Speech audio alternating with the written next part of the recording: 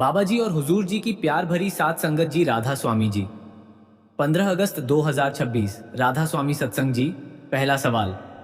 एक संगत ने सवाल किया, बाबा जी, 15 अगस्त के दिन हम बाहरी स्वतंत्रता तो मनाते हैं, पर आंतरिक स्वतंत्रता का क्या अर्थ है? क्या सच्ची आजादी सिर्फ देश की आजादी है? बाबा जी ने जवाब दिया, बेटा, 15 अगस्त 1947 को हमें बाहरी गुलामी से मुक्ति मिली थी, लेकिन सच्ची स्वतंत्रता तो आत्मा की है। राधा स्वामी मार्ग में हम कहते हैं, स्वराज्य का अर्थ है आत्मा का शासन, आत्मा द्वारा, आत्मा के लिए। जब तक हम शरीर को ही सब कुछ समझते हैं, तब तक वास्तविक स्वतंत्रता नहीं मिल सकती। शरीर तो पानी के बुलबुले जैसा है, आज है कल नहीं। सच्ची आजादी तो मन के बंधनों से मुक्त होना है। जब आत्मा परम सत्ता से जुड़ जाती है, तब वह सच्ची स्वतंत्रता है। इसलिए इस दिन हमें संकल्प लेना चाहिए कि हम अपने मन के गुलाम नहीं, बल्कि आत्मा के मालिक बनेंगे। दूसरा सवाल। एक लड़की ने सवाल किया, बाबा जी, जब हम सत्संग में आते हैं तो लगता है कि हमारी सारी परेशानियां कम हो जाती हैं, लेकिन जब वापस घर जाते हैं तो फिर वही बातें, गुस्सा, चिंता, तनाव, बाबा सब वापस आ जाते हैं। ऐसा क्यों? बाबा जी ने जवाब दिया, बेटा, सत्संग आत्मा को स्नान कराने जैसा है। जैसे शरीर को रोज नहाना पड़ता है, वैसे ही आत्मा को भी रोज सत्संग और सिमरन की जरूरत होती है। एक बार स्नान कर लेने से शरीर हमेशा साफ नहीं रहता, धूल लगता है, धूल फिर लगती है। ठीक वैसे ही सत्संग के बाद जब हम संसार में जाते हैं तो माया और मन की धूल फिर चढ़ जाती है। इसलिए जरूरी है कि हम रोजाना थोड़ा समय निकालें, भजन करें, सिमरन करें और गुरु की याद में रहें। जैसे दीपक को रोज तेल चाहिए, वैसे ही आत्मा को रोज नाम सिमरन चाहिए। धीरे धीरे जब अभ्यास गहरा होगा तो बाहर जाकर भी मन स्थिर रहेगा और परेशानियां इतनी भारी नहीं लगेंगी। तीसरा सवाल। एक भाई ने सवाल किया, बाबा जी, मैं पिछले 7 से 8 सालों से लगातार भजन सिमरन कर रहा हूं। जैसा बताया गया है, रोज 2.5 घंटे सिमरन को देता हूं। ध्यान केंद्रित करने की पूरी कोशिश करता हूं, लेकिन फिर भी कोई अनुभव नहीं होता। इतने सालों में भी खाली का खाली हूं। अब कुछ कृपा करो। बाबा जी ने जवाब दिया, बेटा, हमारे हाथ में केवल सिमरन करना है। ध्यान लगाना हमारे बस की बात नहीं। सिमरन करते करते जब मन से बाहरी विचार कम होंगे, तब ध्यान अपने आप भीतर टिकने लगेगा। अगर हम मन को हर वक्त दुनियावी बातों से भरे रखेंगे तो वह मालिक की तरफ कैसे मुड़ेगा? इसलिए परख में मत पड़ो, बस सच्चे मन से सिमरन करते रहो। जैसे किसान बीज बोता है और धैर्य से पानी देता है, वैसे ही सिमरन के बीज बो। मालिक अपनी रहमत जरूर करेगा, बस भरोसा बनाए रखो। हो सकता है कि अनुभव अभी न दिखे, लेकिन आत्मा की सफाई हो रही है। यही सबसे बड़ा काम है। चौथा सवाल। एक बहन ने सवाल किया, बाबा जी, मैंने पहले कुछ गलत जवाब दिए थे, झूठ बोला था। अब उस झूठ का बोझ मुझसे सहन नहीं हो रहा, मुझे बहुत पश्चाताप हो रहा है। क्या मुझे क्षमा मिल सकती है? बाबा जी ने जवाब दिया, बेटा, अगर हम सच्चाई की राह पर चलना चाहते हैं तो झूठ की बैसाखी लेकर कैसे चलेंगे? अगर मंजिल सच है तो रास्ता भी सच्चा होना चाहिए। लेकिन बेटा, जो हो गया वह अतीत है। अब भविष्य को संवारो और कोशिश करो कि आगे से कभी झूठ का सहारा ना लो। मालिक बहुत दयालु है, वह पश्चाताप करने वालों को क्षमा करता है। बस अपने आचरण को सुधारो, आगे से ऐसा ना हो। याद रखो, जब तक सांस है तब तक सुधार की गुंजाइश है। कल से नहीं, आज से शुरू करो। पांचवा सवाल। एक लड़के ने सवाल किया, बाबा जी, आप कहते हैं कि आखिरी समय में मालिक लेने आते हैं, लेकिन आप यह भी कहते हैं कि जिनकी पहचान हो जाती है वही मालिक को पहचानते हैं। तो पहचान से आपका क्या मतलब है? बाबा जी ने जवाब दिया, बेटा, जब किसी को भीतर से मालिक के दर्शन हो जाते हैं, जब वह अंदर ही अंदर उस नूर को पहचान लेता है, तब वह असली पहचान बन जाती है। और अंत समय में वही पहचान उसे मालिक से जोड़ देती है। पहचान का मतलब है आंखों से देखना नहीं, बल्कि आत्मा से अनुभव करना। जैसे अंधेरे में कोई चीज पहचान नहीं आती, लेकिन ज्योति जलते ही सब स्पष्ट हो जाता है। ठीक वैसे ही नाम सिमरन से भीतर की ज्योति जलती है और तब मालिक की पहचान होती है। छठा सवाल। एक युवक ने सवाल किया, बाबा जी, आप कहते हैं कि सब कुछ हमारे कर्मों का फल है, तो यह कर्म बनते कैसे हैं और इन्हें बनाता कौन है? बाबा जी ने जवाब दिया, बेटा, हमारे हर रोज के विचार, बोल और कर्म हमारे भविष्य का लेखा जोखा बनाते हैं। जो भी हम करते हैं, अच्छा या बुरा, वही हमारे कर्मों का निर्माण करता है। मालिक किसी की किस्मत पहले से तय नहीं करता, वह तो हमारे कर्मों के अनुसार ही हमें फल देता है। यह नियम सख्त और अटल है, जैसी करनी वैसी भरनी। अगर हम अच्छा करेंगे तो आगे सुख मिलेगा, और अगर गलत करेंगे तो मुश्किलों का सामना खुद ही करना होगा। इसलिए सोच समझकर कर्म करो, क्योंकि हर कर्म का हिसाब होता है। 7वां सवाल। एक बहन ने सवाल किया, बाबा जी, कुछ लोग अपनी सुंदरता को लेकर घमंड करते हैं और दूसरों को तुच्छ समझते हैं। ऐसा क्यों? क्या शक्ल ही सब कुछ है? बाबा जी ने जवाब दिया, बेटा, हर किसी को मालिक ने अलग रूप और गुण दिए हैं। किसी को सुंदरता मिली, किसी को बुद्धि, किसी को कोई और विशेषता। लेकिन असली सुंदरता चेहरे की नहीं, दिल की होती है। जो इंसान भीतर से अच्छा है, जो दूसरों के दुख में काम आता है, जो गर्व नहीं करता चोखा, वही सच्चे मायने में सुंदर है। चेहरे की खूबसूरती तो समय के साथ बदल जाती है, लेकिन अच्छाई और इंसानियत हमेशा साथ रहती है। अगर कोई अपनी शक्ल पर घमंड करता है तो करने दो। हमें तो बस अपनी आत्मा को सजाना है, न कि आईने में दिखने वाले चेहरे को। जिसका दिल सुंदर होता है, वही सच्ची नजरों में सुंदर है। 8वां सवाल। एक भाई ने सवाल किया, बाबा जी, मैं अभी तक इस मार्ग से नहीं जुड़ पाया हूं। पहले मुझसे कई गलतियां हो चुकी हैं। मैंने मांस खाया, शराब पी, बहुत बुरे कर्म किए। अब अगर मैं इस मार्ग पर चलूं तो क्या मालिक मुझे क्षमा करेगा? बाबा जी ने जवाब दिया, बेटा, इंसान से गलतियां होना स्वाभाविक है। इस दुनिया में दिया ऐसा कोई नहीं जो पूरी तरह निर्दोष हो। लेकिन यह मत सोचो कि किसी संस्था से जुड़ते ही पुराने कर्म माफ हो जाएंगे। कर्मों का नियम सख्त होता है। हाँ, जब हम परमार्थ के रास्ते पर चलते हैं तो हमारे अंदर उन कर्मों को सहने की ताकत आ जाती है और हमारा भविष्य सुधरने लगता है। पीछे की गलतियों पर पछताना मत, आगे की सुध लो। जैसे कोई व्यक्ति अंधेरे में गिर गया, लेकिन अब उसके पास दिया है तो वह फिर नहीं गिरेगा। आज से नई शुरुआत करो। नाम सिमरन से सब कुछ संभव है। 9वां सवाल। एक लड़की ने सवाल किया, बाबा जी, मेरे ससुराल वाले सत्संग से जुड़े नहीं हैं और जब मैं सत्संग में जाती हूं तो घर में माहौल तनावपूर्ण हो जाता है। मुझे क्या करना चाहिए? बाबा जी ने जवाब दिया, बेटा, सास ससुर भी माता पिता जैसे ही होते हैं। अगर हम थोड़ा झुककर प्रेम से उनके अनुसार चलें तो मनमुटाव की नौबत ही नहीं आएगी। अगर तुम चाहती हो कि वे तुम्हारी भावनाओं और आस्था का सम्मान करें तो पहले तुम्हें भी उनकी सोच और भावनाओं की कद्र करनी होगी। अपने व्यवहार से ऐसा उदाहरण बनो कि वे खुद तुम्हें सत्संग में भेजने लगें। प्रेम से रहो, सेवा करो, उनकी बात मानो। धीरे धीरे उनका दिल पिघलेगा। जबरदस्ती से कुछ नहीं होता, प्रेम से सब कुछ होता है। 10वां सवाल। एक भाई ने सवाल किया, बाबा जी, मैं एक वर्कर हूं। कभी कभी काम का दबाव इतना बढ़ जाता है कि मैं चिड़चिड़ा हो जाता हूं और दूसरों पर गुस्सा कर बैठता हूं। इस गुस्से से कैसे बचूं? बाबा जी ने जवाब दिया, बेटा, जब काम का बोझ बढ़ता है तो मानसिक तनाव होना स्वाभाविक है। लेकिन हमें यह समझना चाहिए कि जो जिम्मेदारी हमने उठाई है वह पूरी करनी ही पड़ेगी। अगर गुस्से में काम करेंगे तो नतीजे अच्छे नहीं होंगे, उल्टा बिगड़ सकते हैं। लेकिन अगर हम शांत मन से प्रेम से काम करें तो काम भी बेहतर होगा और मन को भी संतोष मिलेगा। जब भी गुस्सा आए, पहले रुककर सोचो, आखिर किस बात पर गुस्सा आ रहा है। फिर उस स्थिति को शांति से संभालने की कोशिश करो। जल्दबाजी में किया गया काम अक्सर गलत हो जाता है। याद रखो, गुस्सा आग है और आग में जलने वाला पहले खुद होता है। 11वां सवाल। एक लड़के ने सवाल किया, बाबा जी, आप अक्सर कहते हैं कि मन ही हमें अच्छे और बुरे रास्ते पर ले जाता है। तो क्या हमारे अंदर दो मन होते हैं? एक जो मालिक के करीब ले जाता है और दूसरा जो दूर ले जाता है। बाबा जी ने जवाब दिया, बेटा, मन तो एक ही होता है, लेकिन उसकी दिशा हमारे विचारों और संगत पर निर्भर करती है। आजकल हम मन के कहे में आकर उसके पीछे चल रहे हैं। लेकिन अगर हमें मालिक की ओर बढ़ना है तो हमें अपने मन को वश में करना होगा। और यह आसान नहीं है। इसे जीतना बड़ी लड़ाई है। इसके लिए जरूरी है कि हम नियमित भजन सिमरन करें।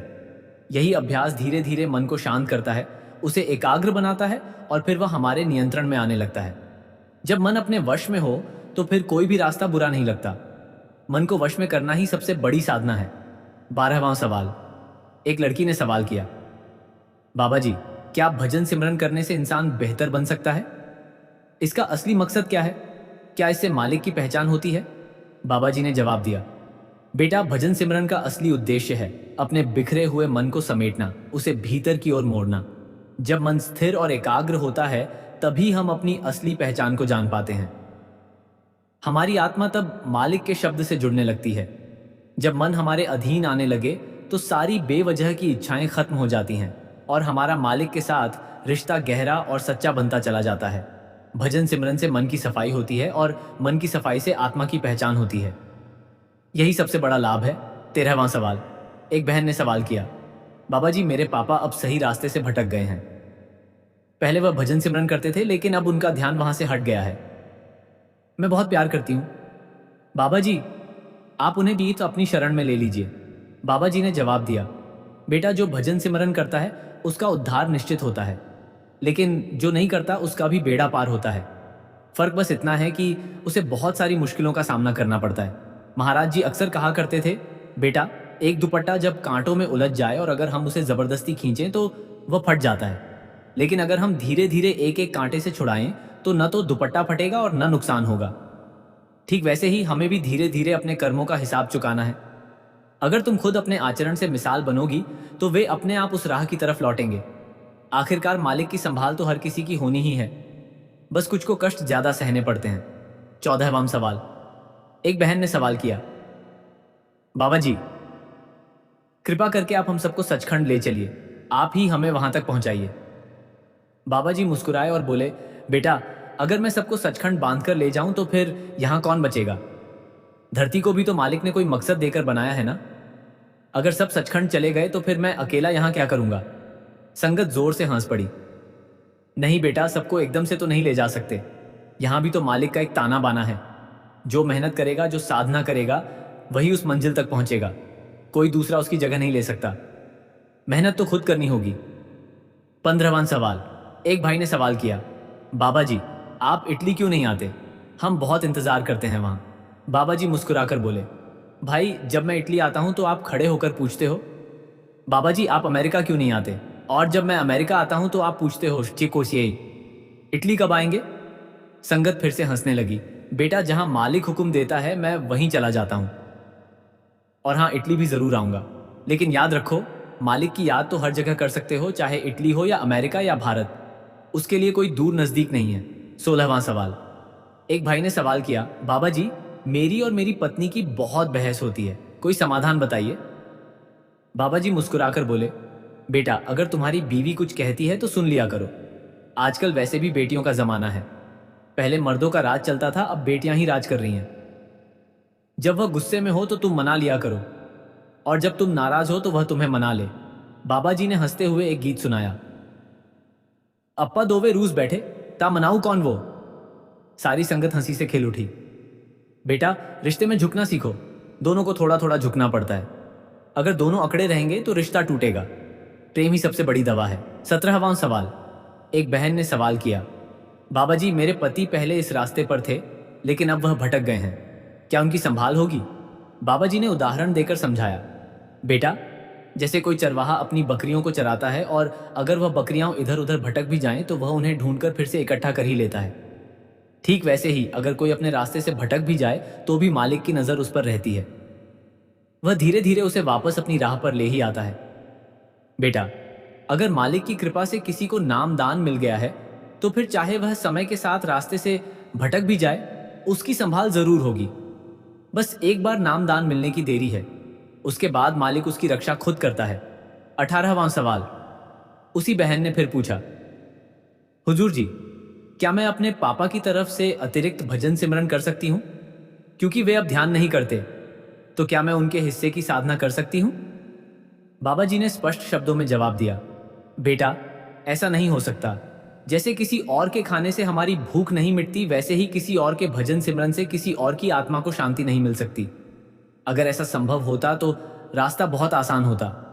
हम दूसरे लोगों से ही अपने हिस्से का भजन सिमरन करवा लेते। लेकिन बेटा, हर आत्मा को अपनी कमाई खुद करनी होती है। किसी और के हिस्से की कमाई कोई नहीं कर सकता। अपनी साधना खुद करो, अपनी मुक्ति खुद कमाओ। 19वां सवाल। एक युवक ने सवाल किया जो अमेरिकी आर्मी में कार्यरत था, बाबा जी, कुछ साल पहले मेरी ड्यूटी इराक में लगी थी। वहां हालात ऐसे थे कि मुझे कई लोगों पर गोली चलानी पड़ी। उनकी मौत का मुझे आज भी बहुत पछतावा होता है। क्या इसका कोई कर्मों से संबंध है? क्या मुझे इसका फल भुगतना पड़ेगा? बाबा जी ने बहुत संतुलन और समझदारी से जवाब दिया, बेटा, हम चाहे किसी भी नौकरी में हों, अगर हम किसी अधिकारी के अधीन काम कर रहे हैं तो कई बार उसकी आज्ञा माननी पड़ती है, चाहे हमारा मन उसे करने को न कहे। बाबा जयमल सिंह जी भी फौज में रहे थे और हमारे पूज्य महाराज सावन सिंह जी भी सेना में सेवा कर चुके हैं। इसका मतलब यह नहीं कि उन्होंने कोई गलत कर्म किया। वह सब उस समय की ड्यूटी और आदेश के तहत था। जज को भी बहुत बार फांसी की सजा देनी पड़ती है। तो क्या इसका मतलब यह है कि जज के कर्म बन रहे हैं? नहीं बेटा, जज का काम है अपनी ड्यूटी ईमानदारी से निभाना। वैसे ही एक फौजी का भी काम है अपनी ड्यूटी पूरी करना। हम अपना कर्म पूरी ईमानदारी से करते हैं, बाकी हिसाब किताब मालिक खुद देख लेता है। हमें बस अपनी नीयत साफ रखनी है। 20वां सवाल। एक बहन ने सवाल किया, हुजूर जी, मैं बच्चा पैदा नहीं करना चाहती, लेकिन मेरे घर वाले मुझे मजबूर कर रहे हैं। मुझे क्या करना चाहिए? बाबा जी ने गंभीरता से जवाब दिया, बेटा, यह सवाल संत मत से जुड़ा हुआ नहीं है। यह पूरी तरह से व्यक्तिगत निर्णय है। आप बच्चे को जन्म देना चाहती हैं या नहीं, यह फैसला आपको और आपके घर वालों को आपस में बैठकर करना होगा। परमार्थ का इस विषय से कोई लेना देना नहीं है। यह आपके जीवन का निजी पहलू है, जिसे संत मत के दायरे में नहीं लाया जा सकता। घर में बैठकर प्यार और सम्मान के साथ अपनी बात रखो, परिवार के साथ मिलकर निर्णय लो। 21वां सवाल। एक बहन ने सवाल किया, हुजूर जी, मुझे बहुत ज़्यादा चिंता रहती है। इस चिंता की वजह से मैं दवाइयाँ भी ले रही हूँ, लेकिन मेरा मन नहीं चाहता कि मैं डिप्रेशन की दवाइयाँ खाऊं। मुझे समझ नहीं आता क्या करूं। बाबा जी ने बहुत प्यार से समझाया, बेटा, तुम बिल्कुल सही सोच रही हो। हमें दवाइयाँ नहीं खानी चाहिए अगर हम उसे बिना दवा के संभाल सकते हैं। लेकिन हाँ, हमें अपनी ज़िंदगी में कुछ बदलाव ज़रूर करने होंगे ताकि हम चिंता से बाहर आ सकें। देखो, ज़िंदगी एक किताब की तरह है। अगर हम उस किताब के पन्ने एक ही झटके में पलटते चले जाएं तो क्या हमें उसकी बात समझ आती है? नहीं ना। इसी तरह जब हम जिंदगी की सारी उलझनों और समस्याओं को एक साथ अपने सिर पर लाद लेते हैं तो खुद को बोझिल कर लेते हैं, और यहीं से चिंता शुरू होती है। आजकल के नौजवानों में जल्दी सफलता पाने की होड़ लगी है। हर कोई चाहता है कि सब कुछ तुरंत मिल जाए। लेकिन बेटा, जिंदगी एक प्रक्रिया है। हर चीज अपने समय पर होती है। जैसे एक पेड़ को फल देने में समय लगता है, वैसे ही हमारे जीवन के हर परिणाम को आने में वक्त लगता है। अगर हम सोएं कि एक ही बार में हमें सब कुछ मिल जाए तो वह सोच गलत है। जीवन धीरे धीरे आगे बढ़ता है, इसलिए चिंता मत करो। अगर हम जीवन को थोड़ा थोड़ा सुधारें, ठहराव से काम लें, सोच समझकर फैसले लें, तो चीजें बेहतर होने लगती हैं, हल्की मुस्कान के साथ। तुम लोग बहुत किस्मत वाले हो। आज के समय में लोग हर छोटी बात को लेकर डिप्रेशन में चले जाते हैं। हमारे ज़माने में अगर हम माँ बाप से कहते कि हमें चिंता हो रही है तो एक झापड़ पड़ता था और सारी चिंता वहीं खत्म हो जाती थी। संगत खिलखिलाकर हंसी, बेटा, तुम्हारा समय बहुत अच्छा है, इसकी कद्र करो। धीरे धीरे सिमरन और संतोष के साथ चिंता कम होगी। 22वां सवाल।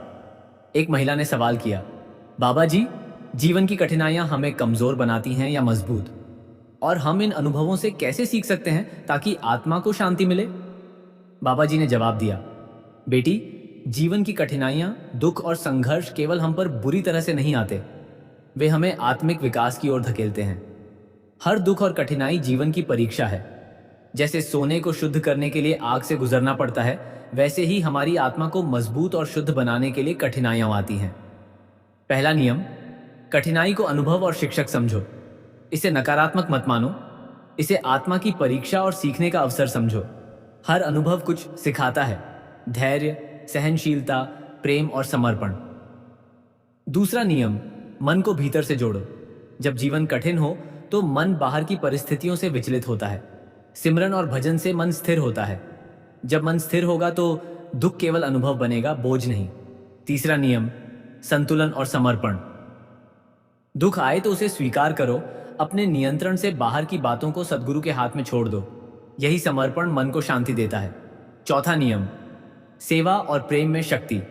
दूसरों की मदद करना, परिवार का ध्यान रखना, समाज में भले कार्य करना, ये सब दुख और कठिनाइयों को कम करने का मार्ग है। पांचवा नियम, सद्गुरु की कृपा में विश्वास। अगर मन सद्गुरु के नाम में टिकेगा तो हर चुनौती आत्मिक वृद्धि बनेगी।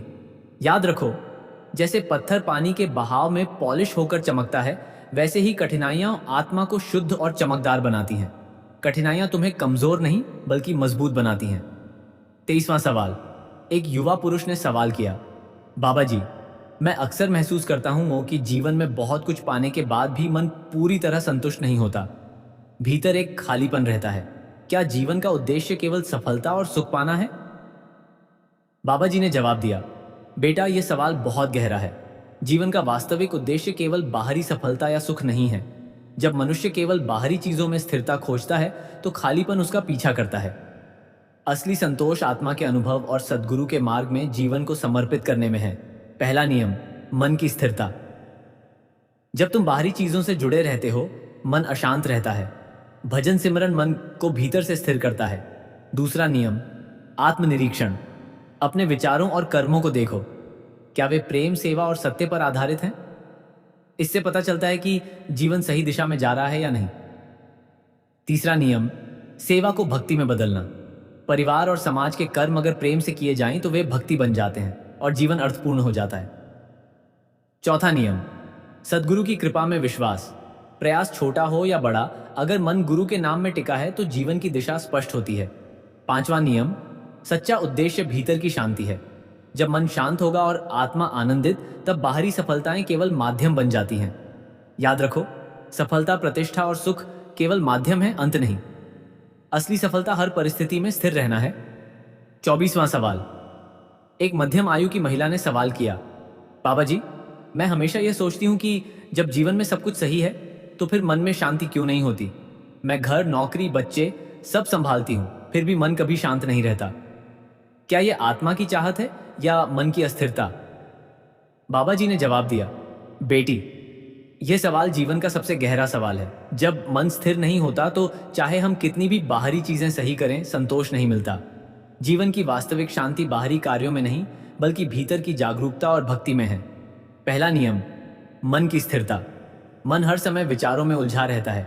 ध्यान और सिमरन से वह धीरे धीरे स्थिर होता है। स्थिर मन ही शांति का अनुभव कर सकता है। दूसरा नियम, स्वयं का निरीक्षण। अपने विचारों को देखो, क्या वे प्रेम, सत्य और सेवा पर आधारित हैं? जो नहीं है, उन्हें सुधारो। तीसरा नियम, भक्ति और सेवा का समन्वय। घर का काम, नौकरी, बच्चों की देखभाल, अगर ये श्रद्धा और प्रेम से किए जाएं तो यह भक्ति बन जाते हैं और संतोष लाते हैं। चौथा नियम, सद्गुरु की कृपा। जब मन गुरु के नाम में टिकेगा तो शांति भीतर से आएगी। पांचवा नियम, भीतर की शांति को अनुभव करना। जब हर क्रिया, विचार और शब्द प्रेम और सच्चाई से जुड़ जाएं, तो कोई परिस्थिति मन को विचलित नहीं कर सकती। यही वास्तविक शांति है। 25वां सवाल। एक मध्यम आयु के सज्जन ने सवाल किया, बाबा जी, मैं हमेशा महसूस करता हूं कि समय बहुत कम है और मैं बहुत कुछ करना चाहता हूं, परिवार के लिए, समाज के लिए, आत्मिक विकास के लिए, लेकिन हर दिन बहुत जल्दी बीत जाता है। भागदौड़ में भी मन और आत्मा को शांति कैसे मिले? बाबा जी ने जवाब दिया, बेटा, यह सवाल उन सभी का है जो जीवन में कुछ करना चाहते हैं और समय को सही से बिताना चाहते हैं। पहली बात, जीवन धीरे धीरे बीतता है, जल्दी नहीं। तुम्हें लगता है कि समय कम है क्योंकि तुम सब कुछ एक साथ करना चाहते हो, लेकिन हर चीज का अपना समय होता है। जैसे धान को पकने में समय लगता है, वैसे ही जीवन को भी। दूसरी बात, प्राथमिकता तय करो। परिवार, समाज और आत्मा की का तीनों का ध्यान रखना है, लेकिन हर दिन थोड़ा थोड़ा। एक साथ सब कुछ मत करो, इससे मन अशांत होता है। तीसरी बात, सिमरन को जीवन का हिस्सा बनाओ। भाग दौड़ में भी, चलते फिरते, काम करते हुए नाम का स्मरण करो। यह मन को स्थिर रखेगा।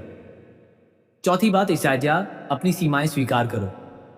तुम जितना कर सकते हो उतना प्यार से करो, बाकी मालिक पर छोड़ दो। पांचवी बात, अतीत और भविष्य की चिंता मत करो, वर्तमान में जियो। एक समय में एक काम करो और उसे पूरा समर्पण दो। इससे हर काम सार्थक होगा और मन को शांति मिलेगी। 26वां सवाल।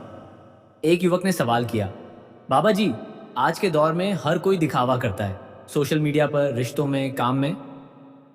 क्या यह दिखावा हमें आत्मा से दूर नहीं ले जाता? बाबा जी ने जवाब दिया, बेटा, दिखावा एक ऐसा जाल है जिसमें इंसान खुद को फंसा लेता है और फिर उससे बाहर निकलना बहुत मुश्किल हो जाता है। जो दिखावा करते हैं वह अपने असली स्वरूप को भूल जाते हैं।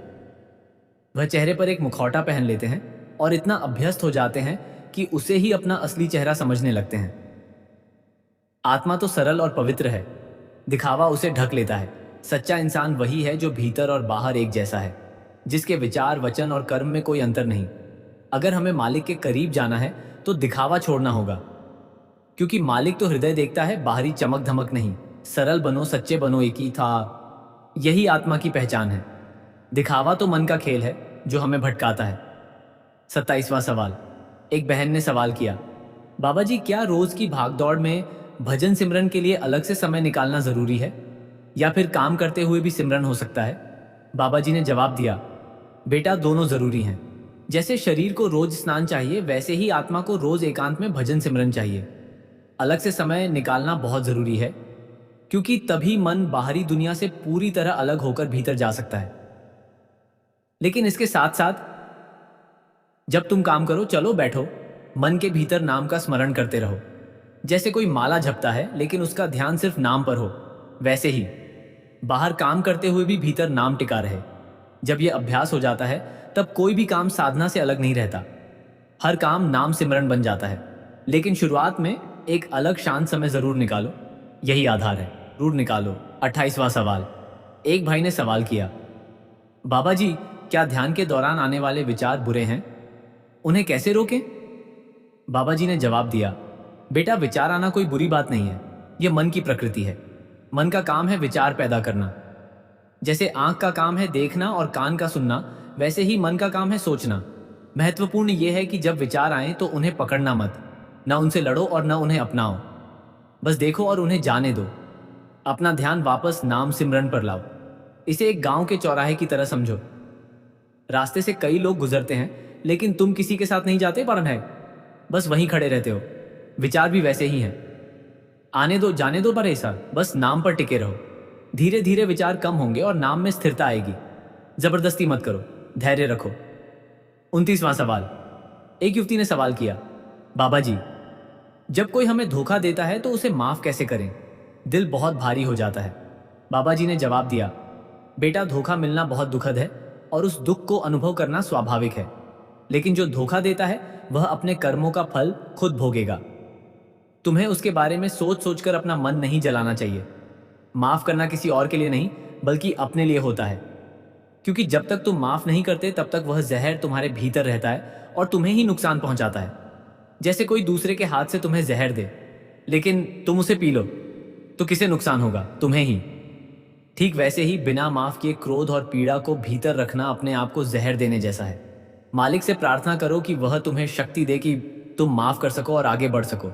माफ करने में ही बड़ाई है। यह आत्मा की उच्चता है। 30वां सवाल। एक बुजुर्ग संगत ने सवाल किया, बाबा जी, हम बूढ़े हो गए हैं, अब हमारी साधना का क्या होगा? क्या देर से आने पर भी मालिक मिलते हैं? बाबा जी ने बड़े प्यार से जवाब दिया, बुजुर्ग होना कोई बाधा नहीं है, बल्कि ये सबसे बड़ा मौका है। क्योंकि अब संसार के मोह कम हो गए हैं, समय अधिक है और मन अपेक्षाकृत शांत है।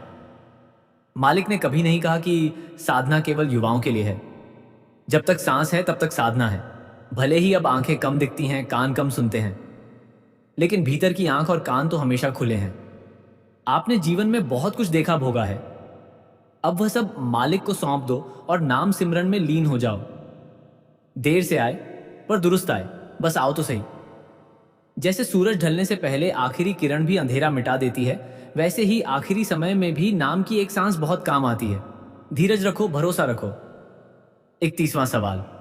एक लड़के ने सवाल किया, बाबा जी, मुझे किसी से बहुत डर लगता है। सफलता न मिलने का डर, अकेले रह जाने का डर, बीमारी का डर। इन डरों से कैसे छुटकारा पाऊं? बाबा जी ने जवाब दिया, बेटा, डर मन का एक भ्रम है। जिस चीज से हम डरते हैं वह अक्सर होती भी नहीं। डर वह छाया है जो कल्पना से बनती है, जबकि असलियत में कुछ और होता है। अगर हम मालिक की याद में रहें तो डर अपने आप कम हो जाता है। क्योंकि डर तब पैदा होता है जब हम खुद को अकेला महसूस करते हैं। लेकिन जब हमें पता होता है कि मालिक हर समय साथ है, तो डर का कोई कारण नहीं रहता। जैसे एक बच्चा अपने पिता का हाथ पकड़कर चलता है तो उसे किसी चीज का डर नहीं होता। उसे पता होता है कि पिता उसे संभाल लेंगे। वैसे ही नाम सिमरन करो, जैसा ऐसे आया, ये सबसे बड़ी सुरक्षा है। जो डर आए उसे मालिक के हाथ में सौंप दो। तू ही संभाल, तू ही रखवाला है। डर धीरे धीरे घटेगा और आत्मविश्वास बढ़ेगा। 32वां सवाल। एक बहन ने सवाल किया, बाबा जी, क्या चिंता और तनाव से बचने के लिए भजन सिमरन ही काफी है या और कुछ करना चाहिए? बाबा जी ने जवाब दिया, बेटा, भजन सिमरन तो सबसे बड़ा उपाय है। यह मन को स्थिर करता है और आत्मा को शक्ति देता है। लेकिन इसके साथ साथ कुछ और बातों का भी ध्यान रखना होता है, जैसे उचित भोजन, नियमित दिनचर्या, पर्याप्त नींद और हल्का व्यायाम या प्राणायाम।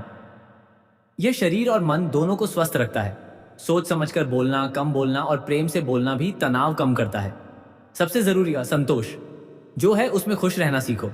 ज्यादा पाने की चाह ही चिंता पैदा करती है।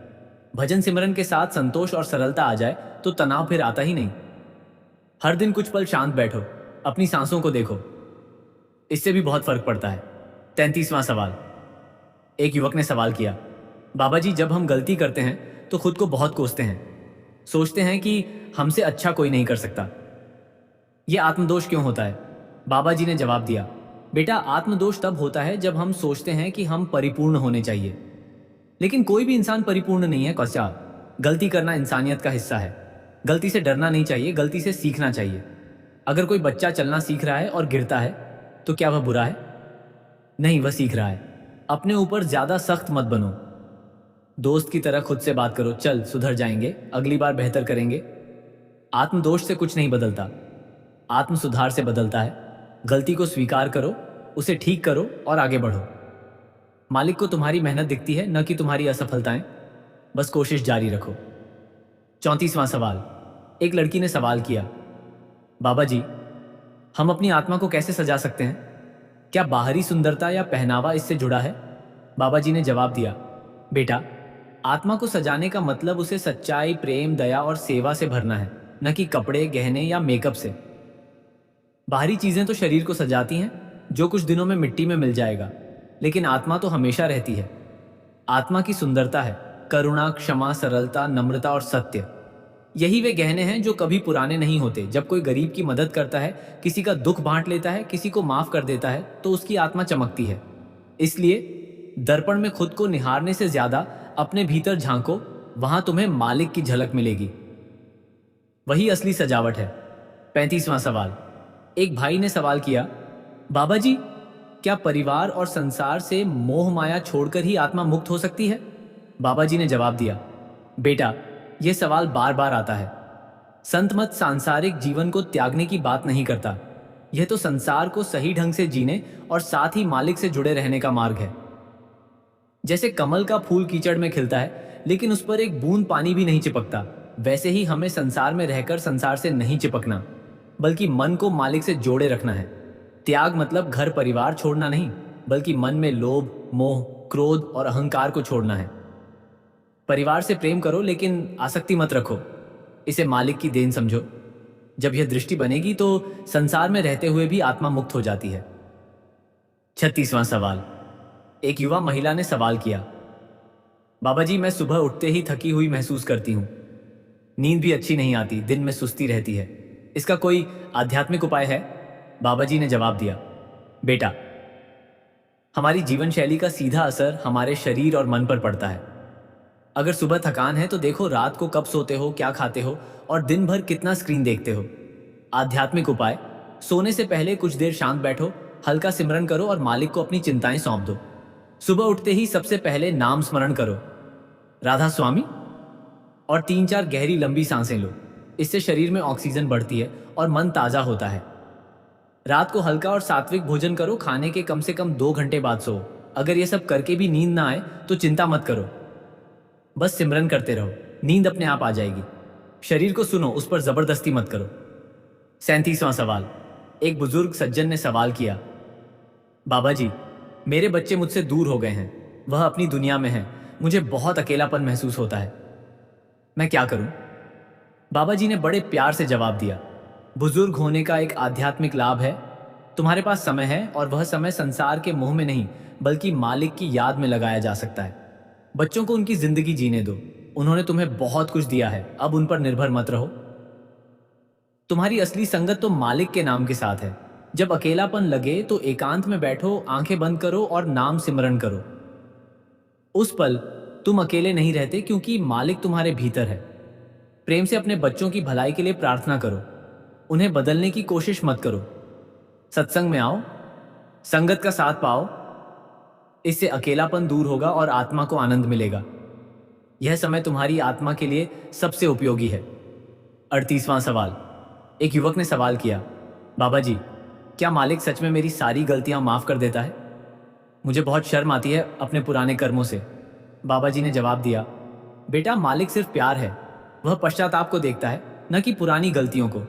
जैसे अंधेरे कमरे में हजारों साल से धूल पड़ी हो लेकिन दिया जलते ही कमरा उजियारा हो जाता है, वैसे ही मालिक की याद का दिया जलते ही पुरानी गलतियां मिट जाती हैं।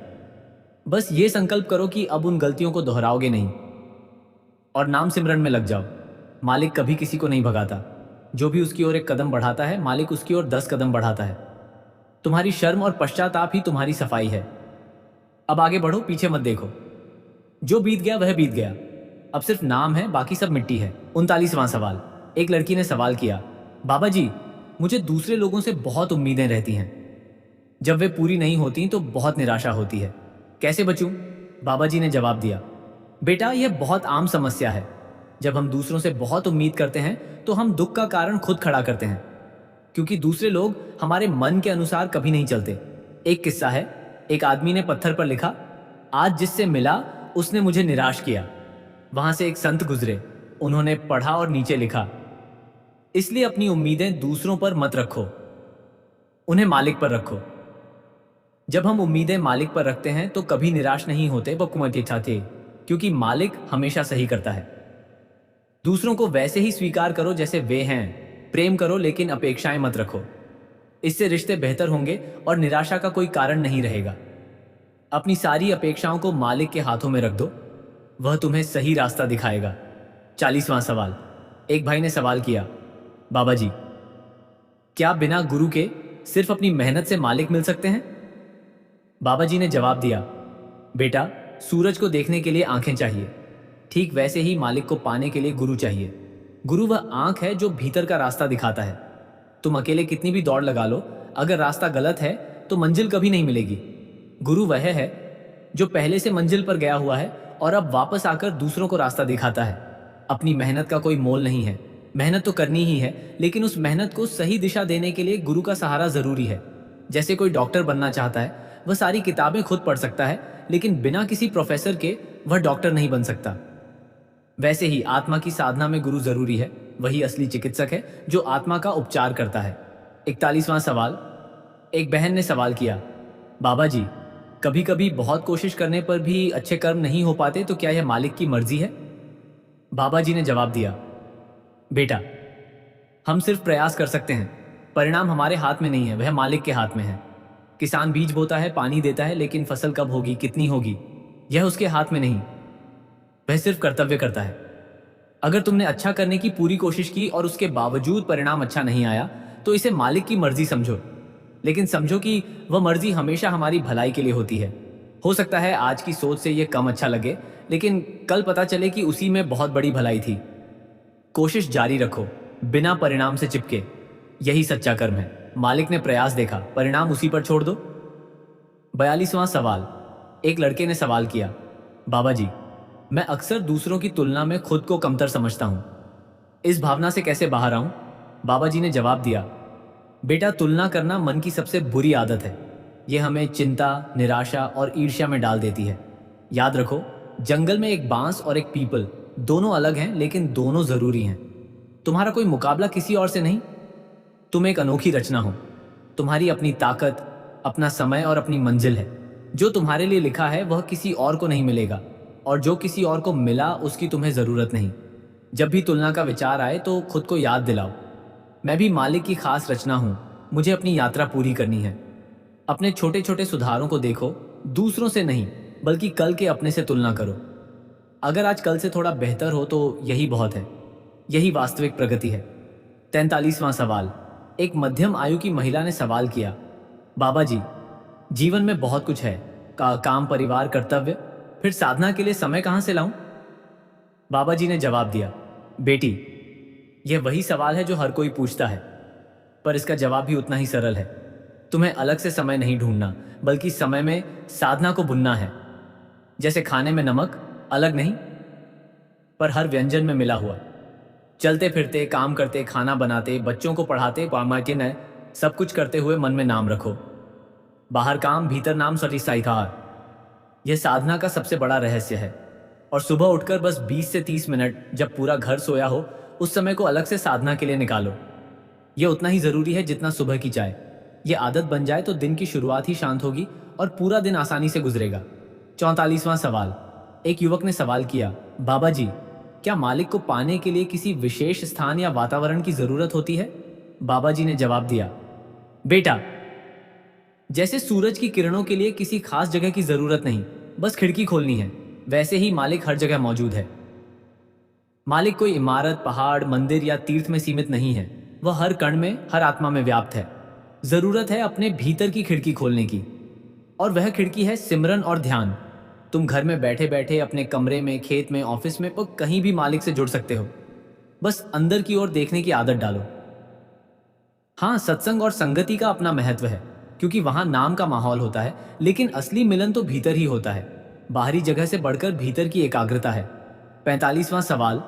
एक बहन ने सवाल किया, बाबा जी, मुझे किसी ने बहुत गहरा दुख दिया है और मैं उसे भूल नहीं पा रही। दिल से क्षमा कैसे करूं? बाबा जी ने जवाब दिया, बेटा, क्षमा सबसे बड़ा गुण है, लेकिन उसे करना आसान नहीं है, खासकर जब दुख गहरा हो।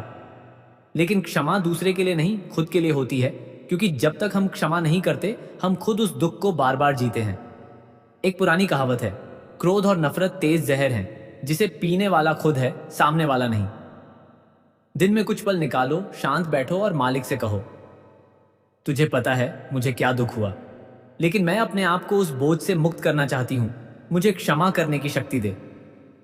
धीरे धीरे प्रार्थना और सिमरन से वह जहर घटेगा। जैसे घाव को साफ करने से सही होता है। उसे माफ करो, लेकिन विवेक भी रखो। सबक सीखो और आगे बढ़ो। यही सच्ची क्षमा है। 46वां सवाल। एक युवा महिला ने सवाल किया, बाबा जी, मुझे लगता है कि मैं जीवन में कुछ खास नहीं कर पाऊंगी।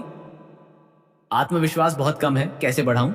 बाबा जी ने जवाब दिया, बेटा, आत्मविश्वास बाहर से नहीं आता, वह भीतर से आता है। और भीतर से आने वाला विश्वास तब जागता है जब हम जानते हैं कि हम अकेले नहीं हैं, मालिक हमारे साथ है। तुम जो हो वैसे ही परिपूर्ण हो। तुम्हारा अस्तित्व ही एक चमत्कार है। जिसने तुम्हें बनाया वह तुमसे प्यार करता है और तुम्हें बिना किसी मकसद के नहीं भेजा। छोटी छोटी शुरुआत करो। एक छोटा लक्ष्य रखो, उसे पूरा करो, फिर अगला। हर बार जब कोई काम पूरा हो तो उसका जश्न मनाओ, भले ही वह बहुत छोटा हो। और सबसे जरूरी, खुद से कभी बुरा मत बोलो। तुम जैसी हो वैसी ही खूबसूरत हो। भीतर से सजो और तब देखो, आत्मविश्वास अपने आप आएगा। तुम बहुत कुछ कर सकती हो, बस उस पर भरोसा रखो जिसने तुम्हें बनाया है। 47वां सवाल। एक बुजुर्ग महिला ने सवाल किया, बाबा जी, मेरे जीवन में बहुत कष्ट रहे। बचपन, शादी, बुढ़ापा, सब मुश्किल रहा। क्या इन सब का कोई मतलब था? बाबा जी ने बड़ी करुणा से जवाब दिया, बेटी, हर कष्ट का एक गहरा अर्थ होता है। जैसे सोने को पिघलाकर गहना बनाया जाता है, वैसे ही कष्ट आत्मा को तराशते हैं। तुम अगर शांत होकर पीछे मुड़कर देखो तो शायद आज यह समझ आए कि उन्हीं कठिनाइयों ने तुम्हें मजबूत, धैर्यवान, दयालु और संवेदनशील बनाया है। बाबा जी अक्सर कहते थे, जो हमें तोड़ता है वही हमें जोड़ता है। कष्टों से आत्मा का घमंड टूटता है, और जब घमंड टूटता है तो विनम्रता आती है, और विनम्रता के बाद ही भगवान आते हैं। तुमने बहुत सहा। अब समय आ गया है कि उसे मालिक को सौंप दो। उसे आभार करो कि उसने तुम्हें इतनी मजबूती दी, और अब अपनी शेष जिंदगी को प्रेम, शांति और नाम सिमरन से भर दो। अब दर्द नहीं, बल्कि अनुभव है, और उससे सीखो। 48वां सवाल। एक लड़के ने सवाल किया, बाबा जी, क्या मोबाइल और सोशल मीडिया हमारी आध्यात्मिक प्रगति को रोकते हैं? बाबा जी ने जवाब दिया, बेटा, मोबाइल और सोशल मीडिया अपने आप में न तो अच्छे हैं और न ही बुरे। ये औजार हैं, बस हम इनका इस्तेमाल कैसे करते हैं ये मायने रखता है। जैसे चाकू खाना काटने के काम आता है, लेकिन अगर गलत तरीके से इस्तेमाल करो तो खुद को काट सकते हो। वैसे ही ये भी हैं। अगर ये तुम्हें जागरूकता, अच्छा ज्ञान, सत्संग सुनने, संगत से जुड़ने में मदद करें तो ये साधन है। लेकिन अगर इसमें दिन रात खो जाओ, तुलना, ईर्ष्या और अनावश्यक सोच में पड़ो, तो ये साधना की सबसे बड़ी चोरी है। नियम बनाओ, जितना जरूरी हो उतना इस्तेमाल करो। स्क्रीन टाइम तय करो, और सोने से कम 30 मिनट पहले स्क्रीन छोड़ दो। तुम स्क्रीन के मालिक बनो, गुलाम नहीं। यही सच्ची सावधानी है। 49वां सवाल। एक बहन ने सवाल किया, बाबा जी, कभी कभी सत्संग या सिमरन में बैठते ही आंखों से आंसू आ जाते हैं, बिना किसी कारण। ये क्यों होता है? बाबा जी ने जवाब दिया, बेटा, ये आंसू सामान्य नहीं है। ये आत्मा के मालिक से मिलन की प्यास है। जब आत्मा अपने घर, सचखंड की याद में बैठती है तो मन नहीं रोता, आत्मा रोती है। क्योंकि आत्मा को अपने स्रोत की याद आती है। जैसे बिछड़ी हुई माँ के बच्चे को आवाज सुनकर रोना आता है। ये आंसू पश्चाताप, प्रेम या कृतज्ञता के हो सकते हैं। तीनों पवित्र हैं। लेकिन अगर बिना कारण रोना आता है तो इसे मौका समझो। रुको, उन आंसुओं को बहने दो और नाम का स्मरण करो। यह आत्मा की सफाई है। हालांकि अगर यह बार बार गहरे दुख के साथ हो और मन परेशान हो तो किसी अनुभवी संगत या सत्संग में बात करो। लेकिन अक्सर ये आंसू आत्मा की मौन प्रार्थना होते हैं, उन्हें पवित्र समझो। 50वां सवाल। एक युवक ने सवाल किया, बाबा जी, क्या मालिक भी हमारी तरह दुखी होता है जब हम दुखी होते हैं? बाबा जी ने जवाब दिया, बेटा, मालिक तो पूर्ण आनंद है, वह कभी दुखी नहीं होता क्योंकि वह सब कुछ जानता है, सब कुछ उसी से होता है। लेकिन जब हम दुखी होते हैं और उसकी ओर नहीं जाते तो वह उससे भी ज्यादा करुणा करता है। जैसे माँ जब बच्चे को दुखी देखती है तो उसका दिल पसीज जाता है, भले ही वह खुद दुखी ना हो। मालिक की करुणा हमेशा बरसती है, बस हम उसे अपनी ओर खींचने के लिए अपनी ओर मुड़ते हैं। जब तुम दुखी हो तो समझो कि वह तुमसे कह रहा है, मेरी ओर आओ, मैं तुम्हें शांति दूंगा।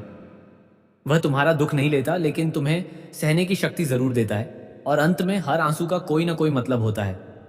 तुम अकेले नहीं हो, वह हर पल साथ है। 51वां सवाल।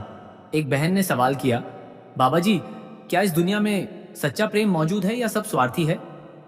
बाबा जी ने जवाब दिया, बेटा, इस दुनिया में जो प्रेम दिखता है वह अक्सर मोह और स्वार्थ से मिला हुआ होता है।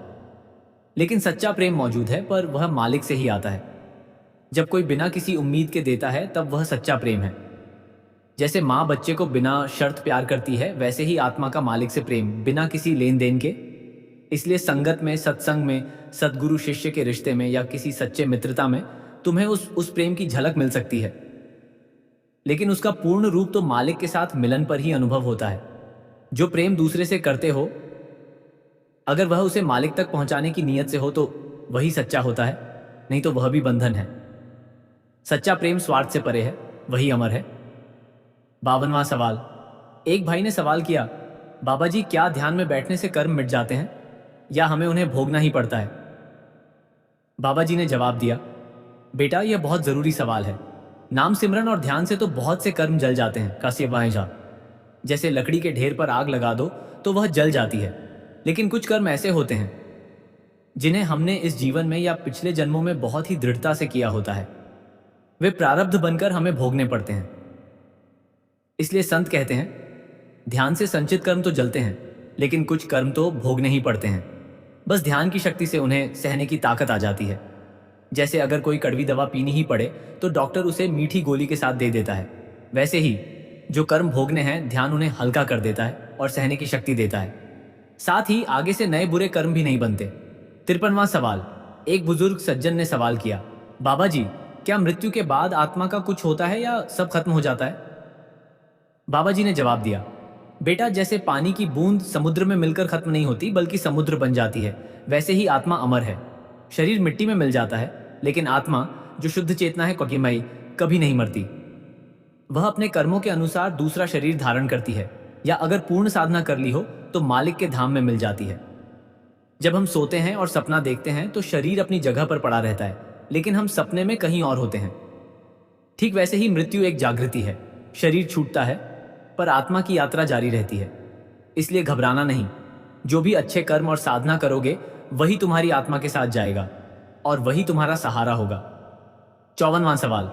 एक लड़की ने सवाल किया, बाबा जी, मैं अक्सर नकारात्मक विचारों से घिर जाती हूँ, खुद को बुरी, बेकार, कमजोर समझने लगती हूँ। ये सब क्यों होता है? बाबा जी ने जवाब दिया, बेटा, ये सब मन का खेल है। मन को तुम्हें कमजोर दिखाने में बहुत आनंद आता है, पर इसे सत्य मत मानो। यह एक झूठी कहानी है जो मन तुम्हें सुनाता रहता है। जब ऐसे विचार आए तो एक बात याद रखो, जिस मालिक ने यह सूरज, चांद, हवा, फूल बनाए, क्या उसने तुम्हें बुरा या बेकार बनाया होगा? कभी नहीं। तुम उस मालिक की संतान हो, तुम में उसकी चिंगारी है। इसलिए हर बार जब नकारात्मक विचार आए तो जोर से कहो, यह मन का झूठ है, मैं तो मालिक का हूं। फिर नाम का स्मरण करो, अपनी सांसों पर ध्यान दो या किसी अच्छी बात को याद करो। धीरे धीरे ये विचार कम होंगे, क्योंकि सच्चाई का सामना झूठ कभी नहीं कर सकता। 55वां सवाल। एक युवक ने सवाल किया, बाबा जी, मैं चाहता हूं कि मेरा जीवन सार्थक हो, लेकिन रोज रोज की एक जैसी दिनचर्या में वह सार्थकता नहीं दिखती, क्या करूं? बाबा जी ने जवाब दिया, बेटा, जिंदगी एक ऐसी किताब है जिसके पन्ने रोज पलटते हैं, लेकिन उसका अर्थ उस नजरिए पर निर्भर करता है जिससे हम उसे देखते हैं। जो दिनचर्या उबाऊ लगती है, अगर उसे भक्ति और सेवा के रूप में देखो तो हर पल कीमती बन जाता है। जैसे सुबह उठना, यह मालिक का तोहफा है। खाना बनाना, यह परिवार की सेवा है। ऑफिस जाना, यह कर्तव्य का निर्वाह है। जो भी करो उसे प्रेम और पूर्ण जागरूकता से करो। जब हर काम को मालिक की नज़र से देखोगे तो रोज़मर्रा का हर काम पूजा बन जाएगा। और थोड़ा समय अलग से निकालो, नाम सिमरन, सत्संग, अच्छी किताब पढ़ना, इससे दिनचर्या में गहराई आती है। तब हर दिन सार्थक लगेगा कौशी, क्योंकि सार्थकता काम में नहीं, भाव में है। 56वां सवाल। एक बहन ने सवाल किया, बाबा जी, क्या रोता हुआ मन ही मालिक के करीब होता है, या खुश मन भी करीब हो सकता है? बाबा जी ने जवाब दिया, बेटा, मालिक को रोता या हंसता नहीं, बल्कि सच्चा मन चाहिए। हाँ, जब हम वैराग्य या प्रेम में रोते हैं तो वह आंसू मालिक तक पहुंचते हैं, जैसे बारिश की बूंदें समुद्र तक पहुंचती हैं। पर सिर्फ रोने से कुछ नहीं होता, चाहिए तो उस रोने में मालिक के प्रति समर्पण। लेकिन अगर मन प्रेम, संतोष और कृतज्ञता से खुश है तो वह खुशी भी मालिक को प्रिय है। जैसे माँ को बच्चे की हंसी भी अच्छी लगती है और उसका रोना भी, लेकिन वह उसे तब अपनाती है जब वह सच्चा हो। इसलिए न तो उदासी पकड़ो और न बेवजह की खुशी, बस सच्चे भाव से, चाहे आंसू हो या मुस्कान बहा। दोनों मालिक को प्यारे हैं, बशर्ते मन में उसके प्रति समर्पण हो। 57वां सवाल। एक भाई ने सवाल किया, बाबा जी, परिवार में किसी का निधन होने पर मन बहुत टूट जाता है, ऐसे में आत्मा को कैसे संभालें? बाबा जी ने जवाब दिया, बेटा, जब कोई अपना बिछड़ता है तो वह दुख बहुत गहरा होता है, क्योंकि हम उस शरीर से प्यार करते हैं जो अब हमारे सामने नहीं। लेकिन आत्मा को समझना होगा, वह शरीर तो किराए का मकान था, आत्मा तो हमेशा रहने वाली है। जिसे तुम खोया वह नहीं मरा, वह तो अपने असली घर सचखंड चला गया या नए शरीर में गया। तुम्हारा दुख उसके लिए नहीं, बल्कि अपने अकेलेपन के लिए है। इसे स्वीकार करो। बिछड़े हुए प्राणी की आत्मा की शांति के लिए नाम सिमरन करो, कुछ सेवा उसके नाम से करो, इससे तुम्हें भी शांति मिलेगी। और याद रखो, हम सब एक यात्रा पर हैं, फिर मिलेंगे। तब तक उन्हें पी तो उन्हें अपनी प्रार्थनाओं में रखो और जीवन को जियो, यही उन्हें सच्ची श्रद्धांजलि होगी। 58वां सवाल। एक युवती ने सवाल किया, बाबा जी, क्या आत्मा को सजाने का कोई आसान तरीका है जो हर दिन किया जा सके? बाबा जी ने जवाब दिया, बेटा, आत्मा को सजाने का सबसे आसान तरीका है दिन की शुरुआत और अंत मालिक के नाम से करना। इसे एक सरल दिनचर्या बना लो।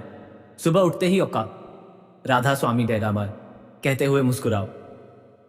दिन में जब भी याद आए मन ही मन नाम दोहराओ। किसी की मदद करो, भले ही छोटी, बिना किसी उम्मीद के। शाम को सोने से पहले दिन भर में जो अच्छा किया उसके लिए आभार करो, और जो गलत किया उसके लिए माफी मांगो। कल सुधार का वादा करो। किसी का बुरा मत सोचो और किसी को गाली मत दो। दिन में एक बार शांत बैठो, बस 5 मिनट अपनी सांसों को देखो। यह 6 आदतें तुम्हारी आत्मा को धीरे धीरे निर्मल, शांत और प्रकाशमय बना देंगी। और सबसे बड़ी बात, तुम्हारा जीवन भी सरल और सुंदर हो जाएगा। 59वां सवाल। एक बुजुर्ग महिला ने सवाल किया, बाबा जी, अब मैं बूढ़ी हो गई हूं, पढ़ लिख नहीं सकती, कोई बड़ी साधना नहीं कर सकती, क्या मेरा उद्धार हो सकता है? बाबा जी ने बड़े प्रेम से जवाब दिया, मां, तुम चिंता मत करो। मालिक को न तो पढ़ाई चाहिए, न झपमाला, न बड़ी बड़ी क्रियाएं। उसे तो बस एक सच्चे भोले दिल की पुकार चाहिए। तुम बस जितना कर सको उतना नाम लो। राधा स्वामी बैठे बैठे, लेटे लेटे, सांस के साथ, जितना भी हो। एक टूटी हुई माला, एक दाना सच्चा हो तो बहुत है। तुम्हारी आंखों से एक आंसू अगर मालिक की याद में आ जाए तो वह हजारों घंटे की साधना से बढ़कर है। मालिक तो मन देखता है, तुम्हारा मन सच्चा है, बस इतना काफी है। तुम मालिक की गोद में बैठी हो, बस उसे महसूस करो। उद्धार तो तुम्हारा निश्चित है, क्योंकि जो उसकी ओर एक कदम चलता है वह उसकी ओर 10 कदम दौड़ता है। 60वां सवाल। एक लड़के ने सवाल किया, बाबा जी, मैं नशे की लत से बाहर नहीं निकल पा रहा, बहुत कोशिश करता हूं लेकिन असफल हो जाता हूं, क्या नाम सिमरन इससे बाहर निकाल सकता है?